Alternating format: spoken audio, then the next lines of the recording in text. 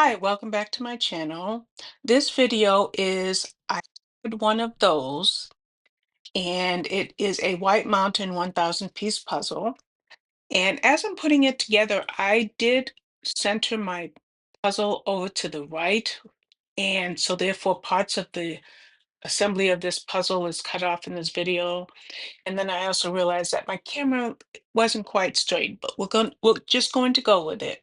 So I'm going to let you enjoy some quick music while you watch me assemble this puzzle. And then at the end, I'll tell you which one of these stood out to me as a child.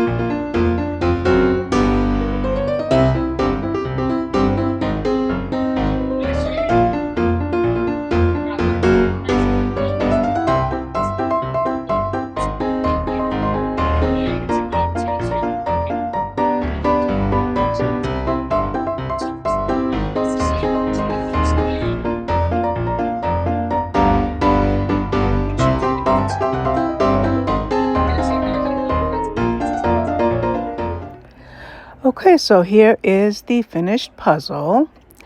I'm just going to run over a few of the things that stand out to me from when I was a kid for this. I had one of those jigsaw puzzles by White Mountain.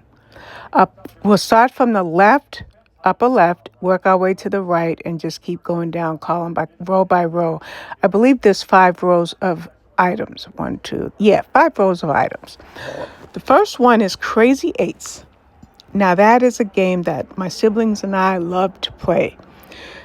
A lot of times we just played with a deck of cards, and if we didn't make the eights the wild card, which quite naturally it is, sometimes we even made the queen the wild card.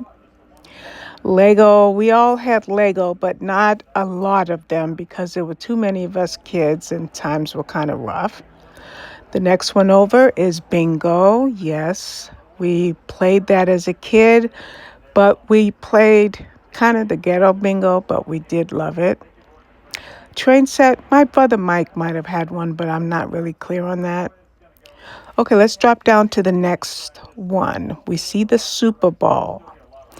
I used to love Super Bowls. We all did. In fact, over on the right, on the third row, you see Jackson Ball. We got so good with the game of jacks that we would play it with a Super Ball. So I love that. I see Cecil. I'm back up on the upper left on the second row, and you see Cecil. I don't know what that was. I don't know what wing tennis was. The clapping monkey, no. The only time I remember seeing that clapping monkey is whenever I watched the Phantom of the Opera movie. Chatty Cathy, none of us had that. Frisbee, yes, we loved Frisbee. That was a fun game. It was fun for me because I was pretty good at throwing it. I'm sure I couldn't do it now. Over on the next, on the right, on the second row, it says Marine Band. Not quite clear what that is. Dropping down to the third row, I'm going to skip the one on the left because I can't really see that. But I now see a xylophone, which, yes, we had those as children. And there are the Viewmaster. I see that right there. And I actually have a few Viewmasters for my grandkids. Then there's Gumby. Yes, Gumby was fun.